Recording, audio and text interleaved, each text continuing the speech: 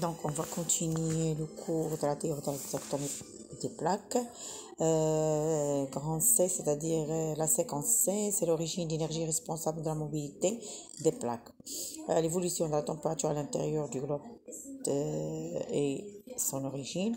On va travailler sur des activités. On va décrire l'évolution de la température à l'intérieur de la Terre. On va comparer la quantité de chaleur produite au niveau de la croûte terrestre et au niveau du manteau. Et on va déduire l'origine d'augmentation de cette température. Donc, pour la réponse, pour le graphe, il montre une courbe d'évolution de la température interne en fonction de la profondeur. J'ai donné un tableau à compléter. On a donné des profondeurs variées 100, 200, 500. Pour la profondeur 650, on a une température de 5000. Pour les autres, à 100, on a mis 500 degrés. À 200, on a 2000. Et à 500, on a 4500 degrés. On a constaté que la température à l'intérieur du globe augmente en fonction de la profondeur. Cette variation s'appelle le gradient géothermique. À partir du tableau de comparaison, on a déterminé que la quantité de chaleur produite au niveau du manteau est plus grande qu'au niveau de la croûte terrestre. L'augmentation de la température du globe interne est due à la chaleur produite par la désintégration des éléments radioactifs qui entrent dans la composition des roses, exemple l'uranium et le thorium.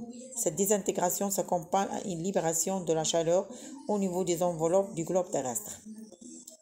Petit 2, petit 2, relation entre le flux thermique de la Terre et la mobilité des plaques. On a réalisé des manipulations, c'est-à-dire on a utilisé des matériels dans cette manipulation. On a expliqué l'origine du courant de convection caractérisant le manteau. À la fin, on va rédiger une synthèse résumant l'origine d'énergie responsable à la mobilité des plaques. Donc, pour la réponse, la manipulation réalisée sur la feuille de dessin, vous avez la manipulation dans le dessin. La mobilité des éponges explique la présence du flux de chaleur qui se transfère d'une zone plus chaude à une zone plus froide. Comme un transfert de la matière, ce phénomène s'appelle courant de convection. Vous avez le schéma.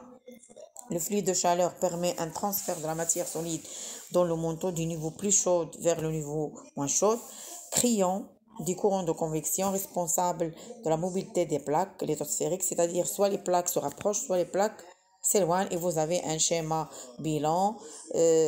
À partir de la théorie, les continents sont attachés entre eux, c'est-à-dire la plongée. La théorie de la tectonique des plaques, il y a séparation des continents actuellement, formation des plaques lithosphériques. On a deux natures, soit des plaques océano-continentales, soit océaniques. Il y a des courants de convection qui est le moteur de la mobilité des plaques. Les plaques soit elles se rapprochent, soit elles s'éloignent. Et au revoir.